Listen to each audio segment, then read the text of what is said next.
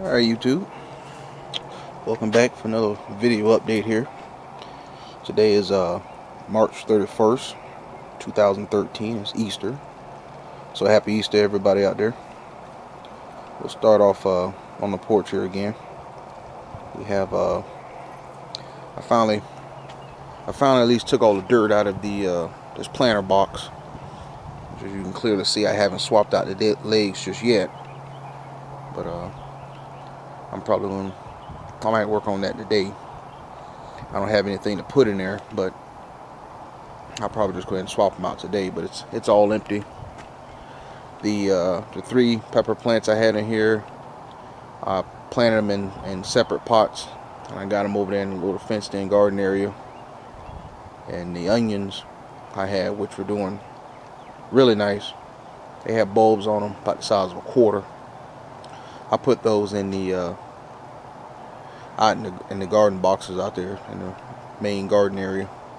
Something had crawled in here earlier this week, like maybe Wednesday or Thursday or something, and was digging all the damn dirt out of it. So it was either a raccoon or a squirrel, perhaps. I imagine it must have jumped up on the table here and then jumped into the box. It wasn't the dogs. It was while I was at work, so the dogs were in the house. So that was the reason why I took everything out of it. Other than that, I would have just switched these legs out individually. But that that jalapeno plant that I had, I finally went ahead and set the bucket up. I drilled a little, maybe a quarter inch, maybe a 5/16 hole. Ran some air tubing through there from the air pump you see here. And I ran that, and I have a big round air stone in the bottom of the bucket. I have this lid that I purchased off of probably was eBay, I imagine, with a 6-inch net pot already built into it. And then I have my I believe you pronounce that stuff hydroton. It's little expanded clay pellets. I have that in there holding it up there. So I mean, it's look, it's doing pretty good to me. The normally what people do when they use this type of system, they take a 1/2-inch barb 90, and they drill a hole at the bottom of the bucket on the side towards the bottom, and apparently they go and get a grommet from somewhere. I imagine one of the big box stores, but and that way they insert the grommet, then they put the barbed elbow in there, and on the outside they attach a 1/2-inch clear tubing, which they run it up the side of a bucket. They run it up the side of the bucket, that way you can monitor the water level inside of the bucket, which is a pretty nifty idea, but I can't seem to locate a barb 90, 1/2-inch barb 90 anywhere. I went to Lowe's, I went to Home Depot. None of those seem to carry it. I don't know if I'm just looking in the wrong department. I didn't see anything in irrigation.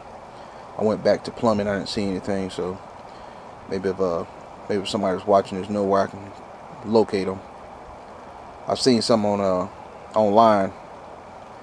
I believe it was eBay. They were like $5 a piece. So I'm not gonna spend no $5 on one little plastic piece. I'll either I find them somewhere cheaper. I just won't worry about doing it. For the most part, the only reason why they do it is to monitor the water level without having to lift the lid off of it and physically look in there. And they also use it when they go to drain the bucket. I have to do some more research on this. I believe every couple of weeks you need to drain it out, start over fresh with some more water and some more nutrients. And so it was getting to the point where the pepper plant was just sitting up there, and it wasn't getting watered. It'd get dried, and I water it'll spring back to life in a couple of hours. And so this way, at least in the water, I do have nutrients in it. I'm sure the nutrient level isn't nowhere being accurate. I do own a TDS meter and a pH meter, but I did not check into that prior to me. I just put a little bit of nutrients, each one of the nutrients in there. I figured that was better than nothing. I'll like I said, I'll do a little more research, and then when I change the water out here in another week or two, I'll try to have a little more accurate. Maybe I'll do a video on that. That's about it. I got the air pump. There's an air stone at the bottom.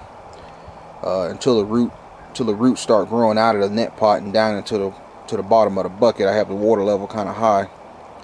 As the roots grow longer, apparently you want to you can lower the level in the bucket, and I'm not exactly sure what that's supposed to do, but my understanding is when your plant starts flowering or fruiting or whatever you want to call it, it's I guess it's probably pretty good if you have the water level more toward the bottom, so the actual roots are hanging there in midair, getting oxygen, as well as being suspended in the water, getting the nutrients from the water. So, like I said, I have to do some more research before I try to explain it to anybody. But that's where we're at with that. Let's go out here to the garden area.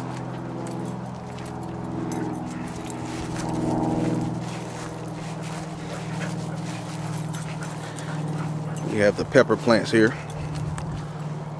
They've quite a few leaves and fell off of them, but it seems to be still doing okay. Quite a few peppers on them, as well as the smaller two. They seem to be still hanging in there. And of course the old sapodilla, the hibiscus plant, which I need to pull that up. That's a done deal. And the aloe. I think I might put that aloe maybe out in this area over here, because I believe that pot that it's in it's way too small. And oh, and these are the three pepper plants I took out of that planter box on the porch, which they're not doing too hot, but I'm gonna keep them watered. Hope for the best. I put a little bit of fertilizer in the pot mix, and put a little handful of Mizonite rock dust. So hopefully it'll help it out some. We'll see what happens. We got the old basil. Since the last video, I believe I went ahead and pulled all these radishes up that I had planted way too many of them. I thinned them out. I didn't want to throw any of them away, so I just went ahead and just spread them all out between all the boxes. So I got some here. I got some stuff behind there. I don't know if you can see it or not. And I put the rest of them in the big boxes. I have my green onions here, starting to thicken up a little bit. And then I have these yellow onions, which they seem to be doing pretty good as well. I haven't noticed any. A couple of them are starting to try to form some bulbs. Yeah, but they're still hanging in there. Alright. I've also, since the last video, I went ahead and put up the trellises. The one on the left was already intact.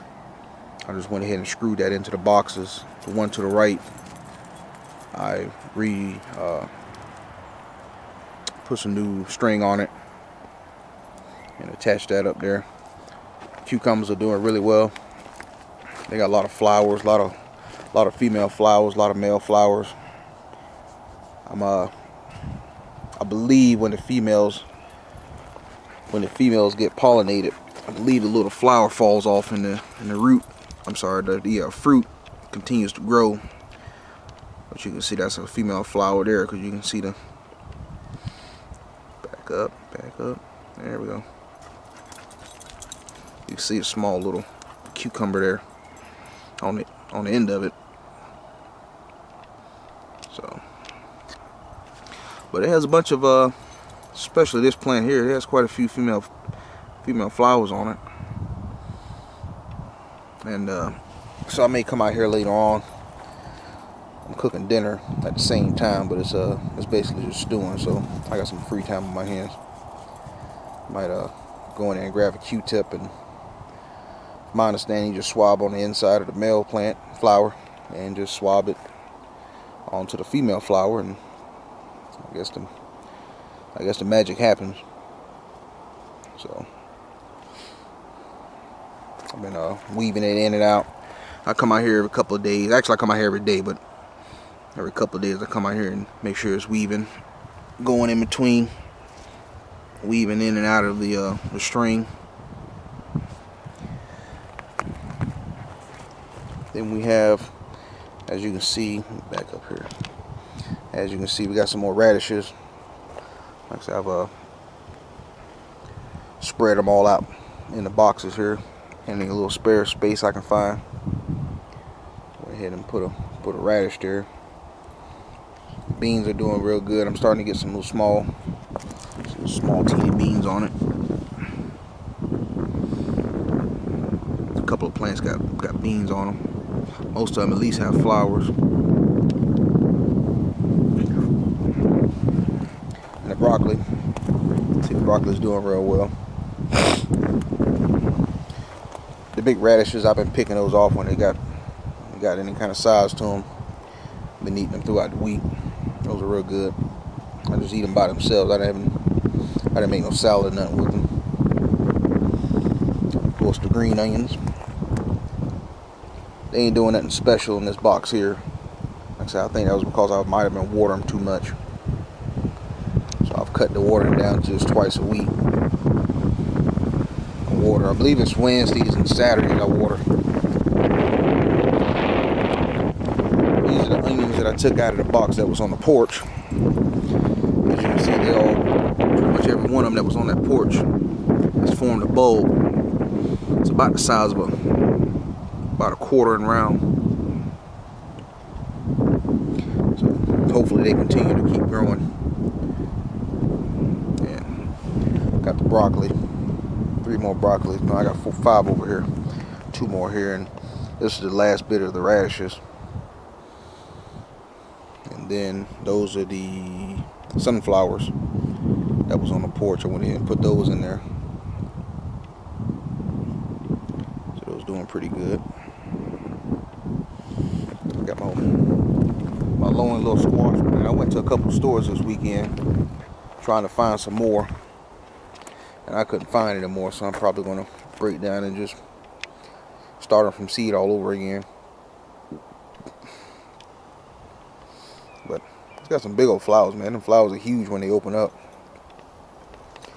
I believe all these are male flowers though. I don't see no little small fruit on the bottoms of any of them, so I'm assuming they're male flowers. And then these 5 here are tomatoes. I believe those were Florida 91s, I believe the numbers were. They was on the porch on that 6 cell tray. So I dug those, put those in there. And the okra. So they're still hanging in there, ain't doing nothing special. And these I believe they're called jelly bean tomatoes.